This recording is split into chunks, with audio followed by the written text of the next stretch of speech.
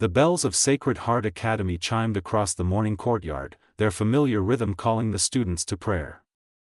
Claire Montgomery walked slowly through the stone corridors, her fingers trailing along the cool walls she had known for 7 years.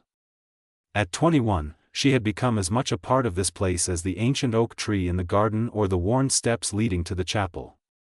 Sister Ruth passed by, offering a warm smile. Claire returned it automatically, the gesture as practiced as her morning prayers. Everything about her life followed a pattern, a comfortable rhythm that had become her entire existence since the day her father died. She had been 14 then, a frightened girl thrust into a world of grief and uncertainty.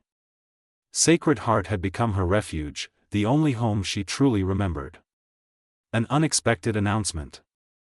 During breakfast in the dining hall, Mother Superior approached Claire's table. The older woman's expression held something unusual, a mixture of concern and curiosity that made Claire's heart quicken. "Claire, dear, you have a visitor waiting in the administration office. A Mr. Westbrook has come to see you." The name meant nothing to Claire. She set down her teacup, her hands suddenly unsteady. Visitors were rare for her. While other girls excitedly prepared for weekend family visits, Claire had long ago accepted that she had no one beyond these walls. "Did he say what this concerns?" Claire asked quietly. Mother Superior shook her head. "Only that it relates to your father. He seems quite determined to speak with you." The man at the window. The administration office felt smaller than usual when Claire entered. A man stood by the tall window, his silhouette framed by morning sunlight. He turned as she stepped inside, and Claire found herself meeting the gaze of someone who seemed to carry the weight of untold stories. Thomas Westbrook looked to be in his late 30s, with dark brown hair and eyes that held both kindness and sorrow. He wore a navy suit that spoke of success and sophistication, yet there was nothing pretentious about his manner. When he smiled, it was gentle and genuine. "Claire Montgomery," he said softly. "You look so much like your father." The same eyes, the same thoughtful expression he would get when considering something important. Claire remained standing near the door, uncertain. "You knew my father?" "I did more than know him. James Montgomery was my closest friend and business partner.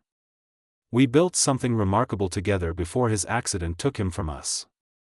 Thomas gestured to the chairs arranged near Mother Superior's desk. "Please, sit. I have much to tell you, and I fear some of it may come as quite a shock. Revelations begin." As they sat, Thomas pulled a leather portfolio from his briefcase. His movements were careful, measured, as though he had rehearsed this moment many times in his mind. "Your father and I started Westbrook Montgomery Development 12 years ago. We specialized in sustainable architecture and community planning. James had a vision for creating spaces that brought people together, that honored both progress and tradition." Thomas paused, his voice thick with emotion. "When he died, I thought my world had ended.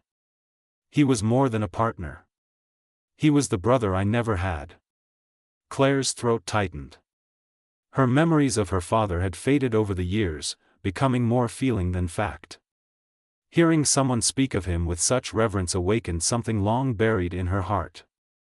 "I never heard your name before," she admitted. "After the funeral, everything became so confusing. Social workers, lawyers, arrangements being made. Then I came here, and it all just stopped." Thomas nodded slowly. "That was partially my doing, though not by choice. Your father's will had specific instructions.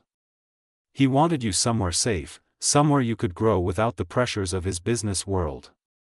He chose Sacred Heart because he trusted Mother Superior. She was an old family friend, though I suspect you never knew that connection." The revelation startled Claire. She glanced at Mother Superior, who had been sitting quietly nearby. The elderly woman's eyes glistened with unshed tears. "Your father asked me to watch over you," Mother Superior confirmed. "To give you stability and structure during your grief. But he also made Mr. Westbrook promise something very important." The promise revealed. Thomas opened the portfolio, revealing documents and photographs. Claire saw images of buildings, beautiful structures that seemed to blend modern design with classical elegance. She saw her father in several photos, standing proudly beside completed projects, his arm around Thomas's shoulders in one particularly striking image. "James made me promise that when you turned 21, would come to you with the truth.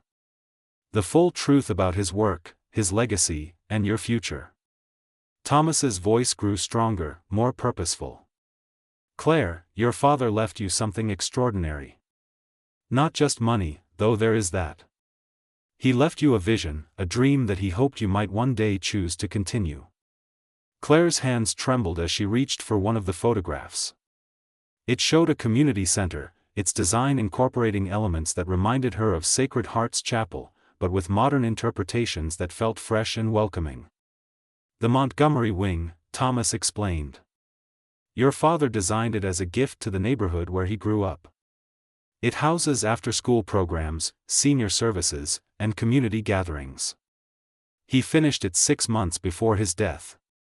He always said it was his masterpiece because it served the people he loved most." Tears blurred Claire's vision. This was a side of her father she had never known. She remembered a kind man who told wonderful bedtime stories and made her laugh, but this evidence of his greater purpose filled her with both pride and profound sadness for all the years she had missed understanding him.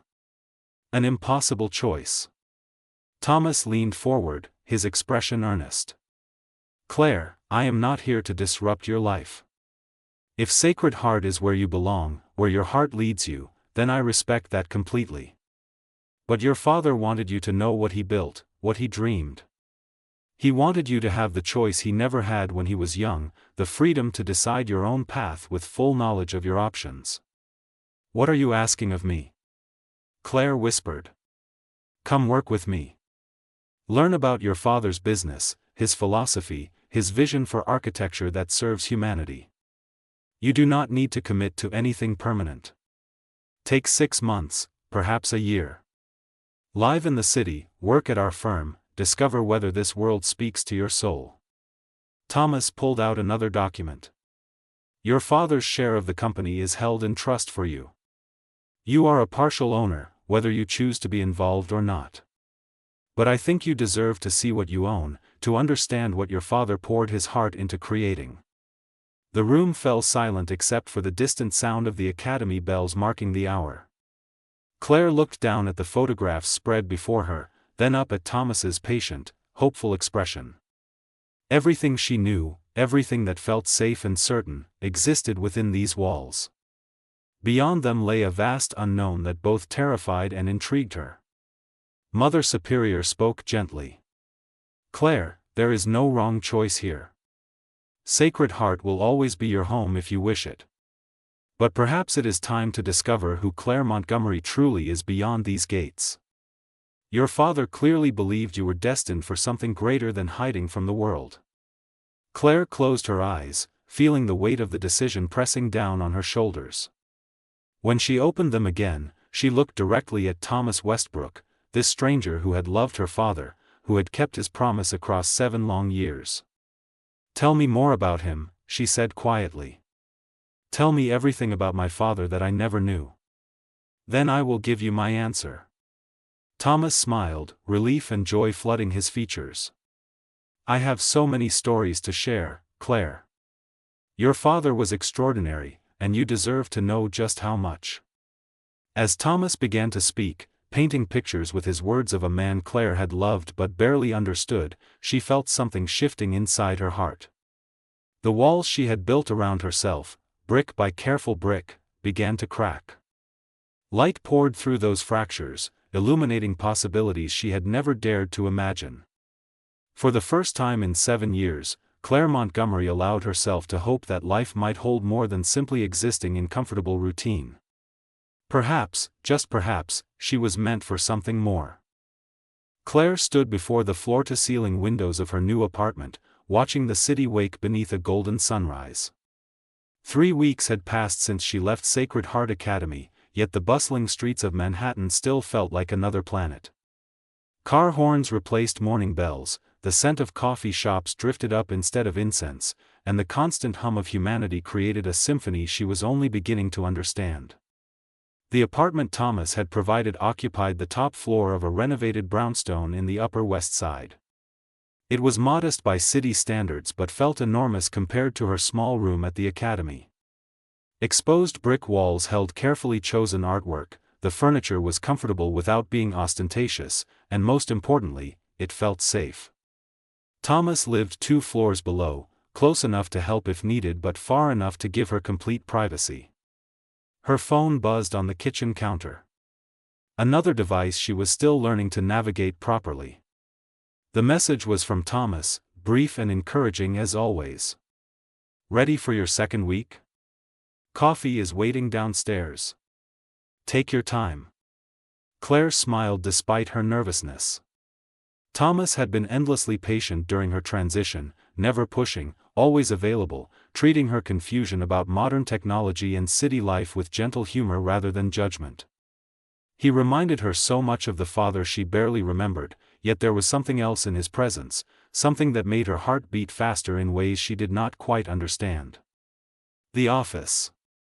Westbrook Montgomery development occupied 3 floors of a sleek building in Midtown.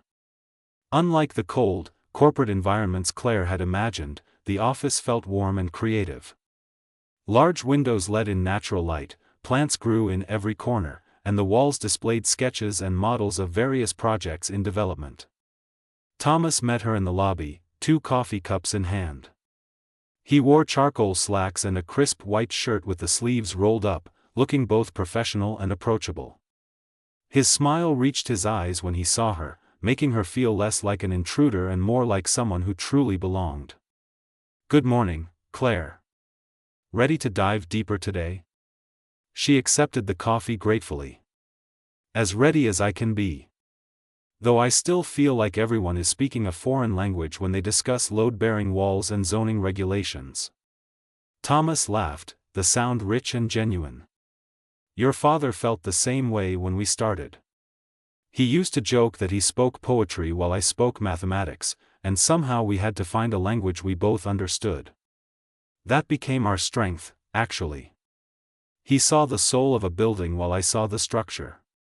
Together, we created something neither of us could have achieved alone." They rode the elevator to the 3rd floor, where Thomas's office occupied a corner space with views of the city skyline. The room reflected his personality, organized but lived in, with photographs of completed projects sharing space with sketches still in progress. Claire noticed a framed photo on his desk, showing her father and Thomas at what looked like a construction site, both covered in dust and grinning like children. Learning the legacy. Thomas spent the morning walking Claire through her father's design philosophy. He pulled out old notebooks filled with James Montgomery's handwriting, sketches that showed how buildings could create community rather than simply house people. Claire traced her fingers over her father's words, feeling closer to him than she had in years. "Your father believed architecture was about stories," Thomas explained, leaning against his desk as Claire studied a particularly detailed sketch. "Every building tells a story about the people who will use it, the community it serves, the dreams it represents. He never designed anything without first understanding those stories." Claire looked up from the notebook. "Is that why you continued working after he died? To keep telling those stories?" Thomas's expression grew thoughtful. "Partially. But mostly because stopping would have felt like letting him down. James had so many dreams, so many projects he wanted to complete. I felt I owed it to him to see them through." He paused, his gaze holding hers. "And I owed it to you. Everything I built after his death, I built knowing that someday you might want to be part of it." The intensity in his eyes made Claire's breath catch. She looked away, suddenly overwhelmed by emotions she could not name. 7 years of structured, predictable life had not prepared her for the complexity of feelings that Thomas Westbrook stirred within her. That afternoon, Thomas introduced Claire to her first real assignment. They drove to a neighborhood in Brooklyn where Westbrook Montgomery was planning a new community project. The area had seen better days, with abandoned buildings standing alongside struggling businesses and families doing their best to create beauty in difficult circumstances. "We have been working with the community council for 8 months, Thomas explained as they walked through the streets. "They want a space that serves multiple purposes. A library, meeting rooms, spaces for local artists, maybe a small performance area. But more than that, they want something that reflects their history and their hopes for the future." An elderly woman approached them, her face lighting up when she saw Thomas. "Mr. Westbrook, you came back. And who is this lovely young lady?" "Mrs. Patterson, this is Claire Montgomery. James Montgomery's daughter." The woman's eyes widened, then filled with tears. She took Claire's hands in her weathered ones. "Your father was a saint. He designed the community center where my grandchildren go after school. Changed this whole neighborhood, that building did. Gave people hope again." Claire felt emotion tightening her throat. "Thank you for telling me that." Mrs. Patterson squeezed her hands. "You have his eyes, child. Kind eyes that see people, not just buildings. That is a rare gift." As they continued their walk, Thomas introduced Claire to more residents. Each one had stories about her father, memories of his kindness and vision. By the time they returned to the car, Claire felt as though she had discovered pieces of a puzzle she had not known was incomplete. An evening revelation. That evening, Thomas invited Claire to dinner at a small Italian restaurant near their building. The intimate setting, with candlelight and soft music, felt different from their previous professional meals. Claire sensed a shift in the air between them, something unspoken but present. "You were remarkable today," Thomas said as they shared a bottle of wine. "The way you listened to those people, really listened. Your father had that same quality. He made everyone feel heard and valued." Claire traced the rim of her glass. "I spent 7 years learning to listen in prayer and contemplation. I suppose some lessons transfer better than expected. Do you miss it? The academy, I mean. The structure, the certainty?" She considered the question honestly. "Sometimes. Especially in the middle of the night when the city noise keeps me awake and everything feels too loud, too fast. But then morning comes, and I feel something I have not felt in years." "What is that?" "Alive." The word came out as barely a whisper. "At Sacred Heart, I was safe. Here, I am alive. There is a difference." Thomas reached across the table, his hand covering hers. The touch sent electricity through her body, awakening feelings she had only read about in books. "Claire, I need to tell you something. I have tried to keep things professional between us, to honor the trust your father placed in me. But I cannot pretend anymore." Her heart hammered in her chest. "Pretend what?" "That I do not feel something for you beyond friendship or responsibility." His thumb traced gentle circles on her hand. "From the moment I walked into that office at Sacred Heart and saw you, so much like your father yet so completely yourself, I felt something shift inside me. I told myself it was just grief, just missing James and seeing him in you. But it is more than that." Claire's mind raced. She should pull away, should maintain proper boundaries. Everything she had been taught suggested this was inappropriate, too fast, too complicated. Yet her heart sang a different song, one she was only beginning to recognize. "Thomas, I do not know what I am feeling. I have no experience with any of this. 7 years in a religious academy does not prepare someone for understanding attraction or relationships or any of the things most people learn during their youth." He squeezed her hand gently. "I am not asking you to know anything right now. I am simply being honest because hiding it feels dishonest, and you deserve honesty in all things. Whatever you feel or do not feel, whatever you need, I am here. First as someone who loved your father, and second as someone who is beginning to care deeply for the extraordinary woman you are becoming." They left the restaurant and walked through the quiet streets, the city settling into its nighttime rhythm. Claire felt emboldened by the darkness, by the wine warming her blood, by the presence of this man who had changed her entire world in a matter of weeks. "Can I ask you something?" she said as they paused near a small park. "Anything. When my father died, did you ever think about giving up? Just walking away from everything you built together?" Thomas was quiet for a long moment. "Every single day for the first year. Sometimes I would sit in the office, surrounded by our plans and dreams, and wonder what the point was without him there to share it. But then I would remember something he said to me once." "What was that?" "We were working late on a particularly difficult project. Everything seemed to be going wrong. The permits were delayed, the budget was tight, and we were both exhausted. I suggested we might need to abandon the whole thing. James looked at me with that patient smile of his and said, 'Thomas, we do not build for ourselves. We build for the people who come after us, for the communities that need spaces to grow and connect. Our temporary frustration means nothing compared to the permanent impact we can create.'" Claire felt tears on her cheeks. That sounds exactly like something he would say. "It changed everything for me. After he died, I realized the best way to honor him was to continue creating that impact. And then I had another reason to keep going." "What reason?" Thomas turned to face her fully, his hands gentle on her shoulders. "You. The promise I made to him that when you were ready, I would show you everything he built, everything he dreamed. I wanted to create something worthy of James Montgomery's daughter.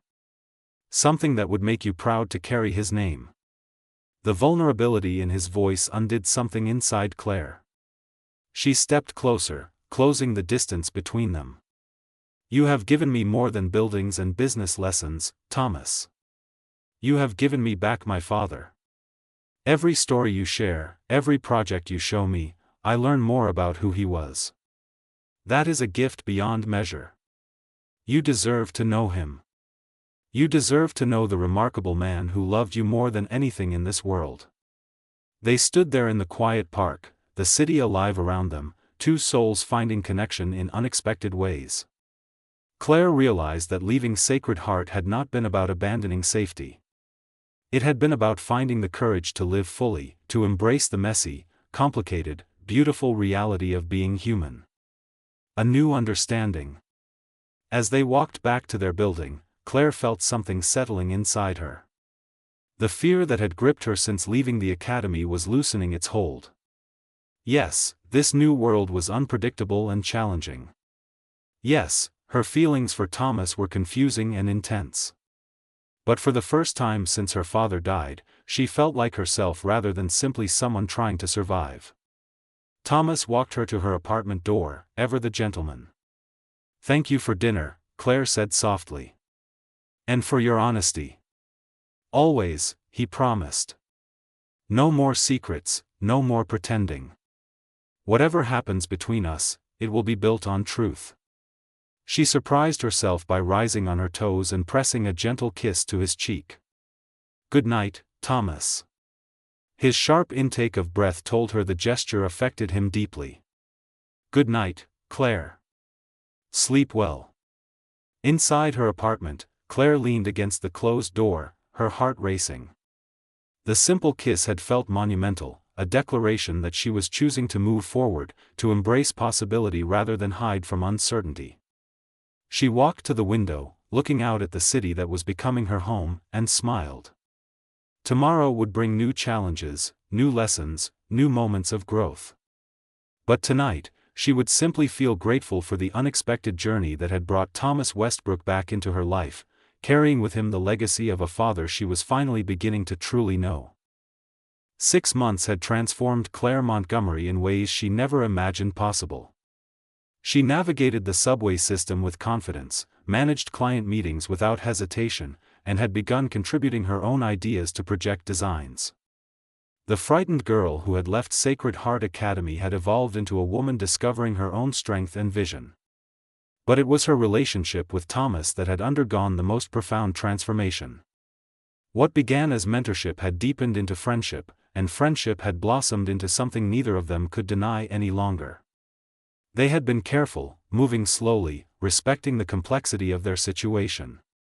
Yet every shared coffee, every late night working on designs, every quiet conversation had woven their hearts together more tightly. This particular morning felt different. Thomas had asked Claire to meet him at the office early, before the rest of the staff arrived. His voice on the phone had carried an unusual weight, something between nervousness and determination. Claire dressed carefully, choosing a navy dress that her father would have called her power outfit, though she felt anything but powerful as butterflies danced in her stomach. The office building stood quiet in the early morning light. Claire found Thomas in the conference room, surrounded by old files and photographs she had never seen before. His expression when he looked up made her heart clench. This was not the confident businessman she had come to know. This was a man carrying the burden of something heavy and long hidden. The untold story. "Thank you for coming early," Thomas said, gesturing to the chair beside him rather than across the table. The small choice felt significant, as though he needed her close for what came next. "There is something I need to tell you about your father's death. Something I should have told you months ago, but I was afraid of how it might change things between us." Claire sat slowly, her hands suddenly cold. "What do you mean?" Thomas took a deep breath, his fingers tracing the edge of a worn file folder. "The official story is that your father died in a construction accident. A scaffolding collapse at one of our sites. That is what the reports say, what the insurance companies documented, what everyone believes. That is not what happened. It is what happened, but not the whole truth." Thomas opened the folder, revealing inspection reports and correspondence. "Your father discovered something 3 days before he died. One of our subcontractors had been cutting corners, using substandard materials to increase their profit margins. James found evidence that several of our projects had been compromised. Buildings that were supposed to last generations might fail within years. Lives could be at risk." Claire's breath caught. What did he do? What James always did. The right thing, regardless of the cost. Thomas's voice roughened with emotion. He confronted the contractor, told them he was going public with the evidence, that he would not allow people to live in unsafe buildings just to protect our business reputation. The contractor was connected to some very powerful people, Claire. People who did not appreciate threats to their operations. The implications hit Claire like a physical blow. "You are saying my father's death was not an accident." "I am saying the scaffolding that collapsed had been inspected 2 days earlier and found perfectly safe. I am saying the police investigation was closed suspiciously fast. I am saying that 3 other people who knew about the evidence either left town suddenly or had their own accidents within 6 months." Thomas turned to face her fully, his eyes red-rimmed. "I am saying I have spent 7 years living with the knowledge that your father died because he refused to compromise his principles, and I was too afraid to follow through on what he started." The weight of guilt. Claire stood abruptly, needing distance to process what she was hearing. She walked to the window, looking out at the city her father had tried to make safer, better. "You think he was murdered?" "I know he was murdered. I just could never prove it in a way that would not destroy everything we built and put you in danger." Thomas came to stand behind her, not touching but close enough that she could feel his presence. "After James died, I received a visit from some very unpleasant men. They made it clear that if I pursued the matter, if I continued investigating or went to the authorities, there would be consequences. Not just for me, but for you." Claire spun to face him. "For me? I was just a child. You were James Montgomery's daughter and the heir to his share of the company. They wanted me to buy you out, to erase your connection to Westbrook Montgomery entirely. I refused. Instead, I made a deal with them." The shame in Thomas's voice was palpable. "I agreed to drop the investigation, to let the accident ruling stand, if they promised to leave you alone. I used company funds to ensure you were safe at Sacred Heart, that no one would know where you were or try to contact you. I disappeared from your life completely because every connection to me was a potential danger. Tears streamed down Claire's face. You protected me. I failed your father. He trusted me to stand up for what was right, and instead I chose survival. I chose protecting you over honoring his sacrifice. Thomas's voice broke. Every building we have completed since then, I have ensured meets the highest safety standards. I have quietly reported every violation I have found, using anonymous channels to avoid drawing attention. But it does not change the fact that I let the people responsible for James's death walk free. Anger and understanding. Claire's emotions warred within her. Anger at the injustice, grief for her father's sacrifice, fear for the danger she had never known existed, and something else. Gratitude for the man who had carried this burden alone for 7 years to keep her safe. Why tell me now? She asked quietly.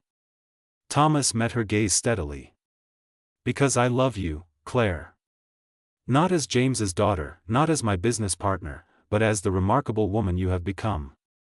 And I cannot build a future with you on a foundation of lies and secrets. You deserve to know the truth about everything, even if it means you can never forgive me for my cowardice. The declaration of love should have been a moment of joy. Instead, it arrived wrapped in tragedy and complicated by impossible choices. Claire walked back to the table, looking down at the evidence her father had died protecting. These people who threatened you, are they still a danger? The main contractor died 3 years ago. Heart attack, though who knows if that was natural or arranged by his own associates. His organization has largely disbanded. I have been quietly monitoring the situation, making sure no one is watching us. Thomas joined her at the table. I would never have brought you into my life, into this company, if I believed you were at risk. But you needed to know the truth before we went any further. A daughter's choice. Claire picked up one of her father's inspection reports, his handwriting neat and precise as he documented dangerous violations. Here was evidence of the man everyone had described to her. Someone who put principles above profit, who protected strangers at the cost of his own safety. My father died because he refused to let innocent people live in buildings that might collapse on them, she said slowly. He chose their safety over his own life. Yes. And you spent 7 years ensuring his sacrifice meant something. Quietly fixing problems, maintaining standards, protecting me even though it meant carrying guilt and fear alone. Thomas nodded, unable to speak. Claire set down the report and turned to him. Thomas, you did not fail my father. You honored him in the only way you could while keeping his daughter safe. You think he would have wanted you to sacrifice me to catch his killers? You think that man, who built community centers and designed spaces for children, would have chosen revenge over protecting his child? I do not know, Thomas whispered. I do. Claire stepped closer, taking his hands in hers. My father would have made exactly the choice you made. He would have protected me above everything else. And then he would have spent every day afterward trying to make the world safer, better, more just. Exactly as you have done. Love declared. Thomas pulled her into his arms, his body shaking with 7 years of suppressed emotion. Claire held him tightly, offering comfort and forgiveness for sins that existed only in his own mind. I love you, he said against her hair.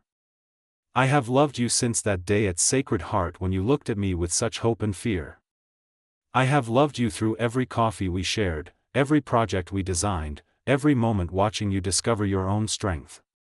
But I needed you to know the truth before I could say those words honestly. Claire pulled back enough to see his face. I love you too. I think I have loved you since you showed me my first photograph of my father and spoke about him with such respect and affection. You gave me back pieces of myself I did not know were missing. Their kiss was inevitable, necessary, a seal on confessions and forgiveness. It held the sweetness of new love and the depth of shared grief, the promise of a future built on honesty rather than secrets. When they finally separated, both breathless and smiling through tears, Claire felt as though she could see her path clearly for the first time. What do we do now? With the evidence, with everything you know? Thomas considered carefully. The statute of limitations has passed for most charges. The key players are dead or scattered. We could pursue it, hire investigators, potentially reopen the case. But it would be costly, both financially and emotionally. It would consume years of our lives with no guarantee of justice. Or? Claire prompted. Or we honor your father's memory the way I have been trying to do. We build safely and ethically.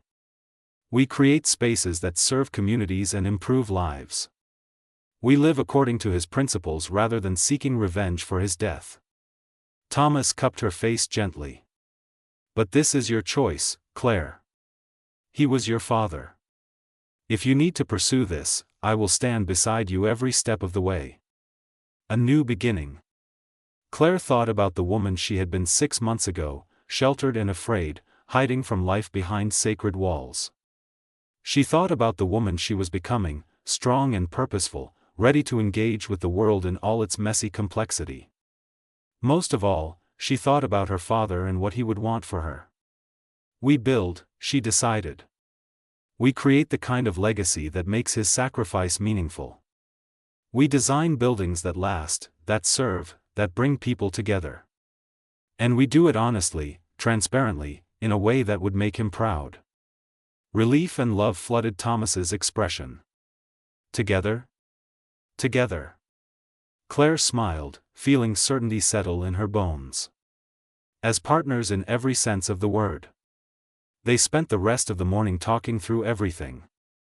Thomas showed her all the documentation he had kept hidden, explained every choice he had made, answered every question honestly. By the time the staff began arriving, they had created a plan for moving forward that honored both truth and wisdom. Returning home. That weekend, Claire returned to Sacred Heart Academy. She had visited several times since leaving, but this trip felt different. She brought Thomas with her, ready to introduce him not as her father's friend but as the man she loved. Mother Superior greeted them in the garden where Claire had spent so many contemplative hours.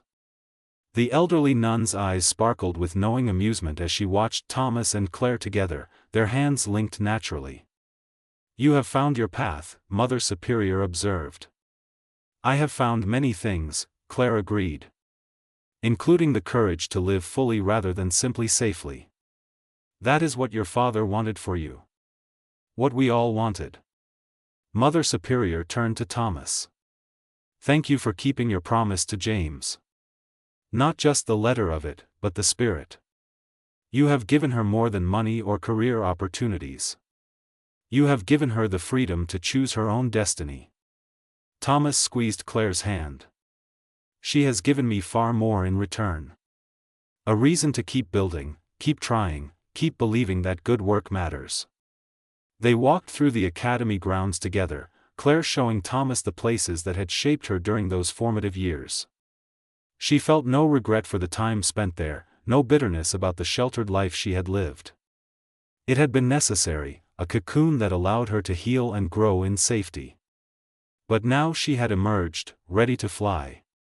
The proposal.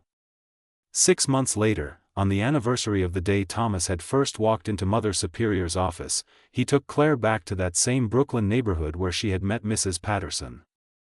The community center they had designed together was nearing completion, a beautiful structure that blended her father's vision with Claire's own emerging style. They stood in the empty main hall, sunlight streaming through carefully placed windows that created patterns on the polished floor. Thomas pulled a small box from his pocket, his hand steady but his voice thick with emotion. Claire Montgomery, you have transformed my life in ways I never imagined possible.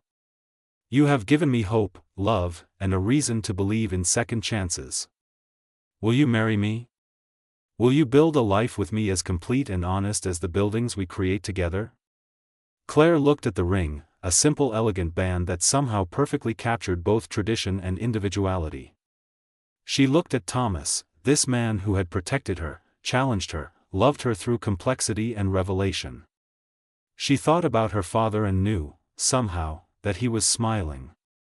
Yes, she said simply.